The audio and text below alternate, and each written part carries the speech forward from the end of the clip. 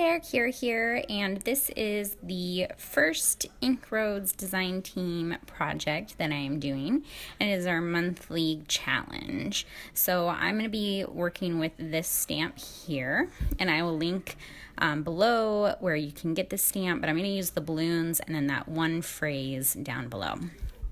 So our challenge this month is a color challenge, so that's the color palette that we have to work with.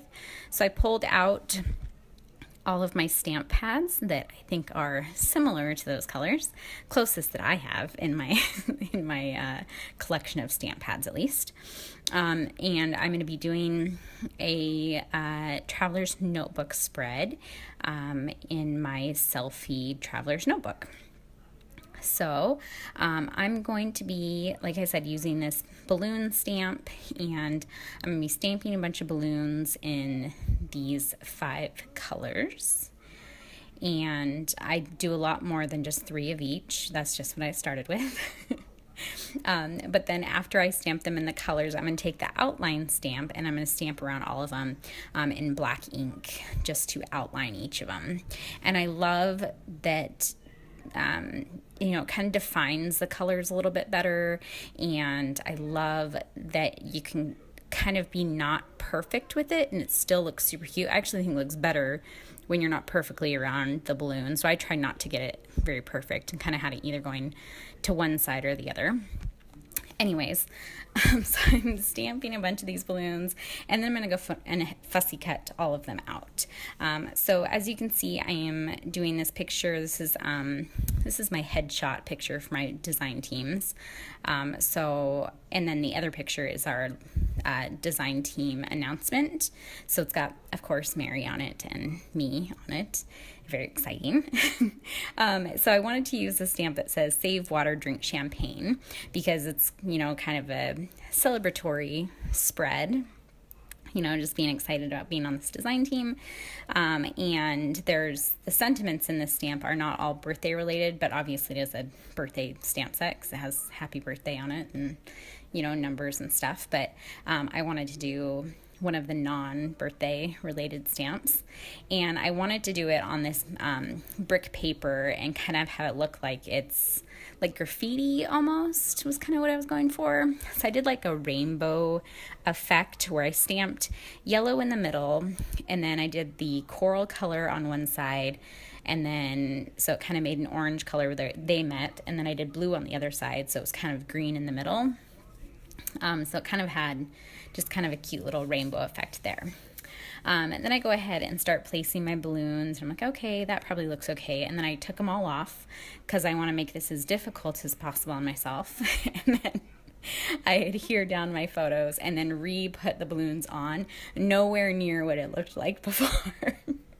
So why I spent the time doing that, I'm not really sure, but I don't make you watch all of that, and I do not make you watch me adhere all of the balloons down, but I did zoom in so you could see a little bit better what everything looks like.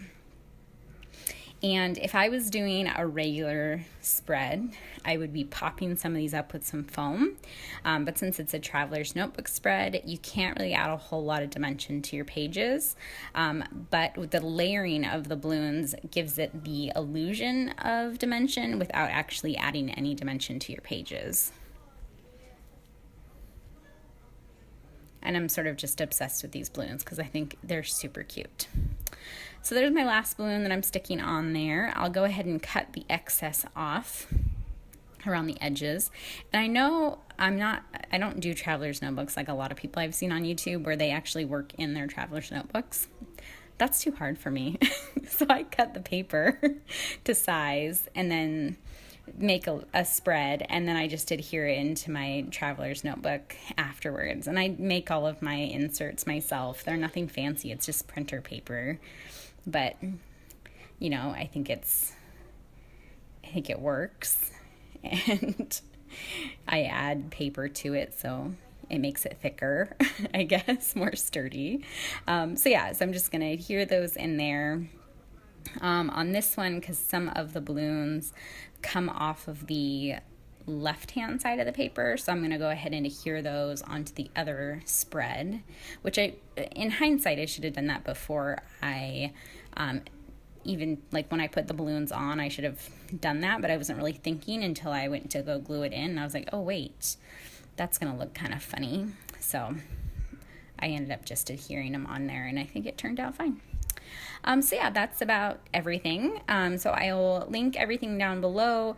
There's going to be a blog where other people participate in this challenge as well. Mary is one of the participants, so you should definitely check out her layout that she ends up doing.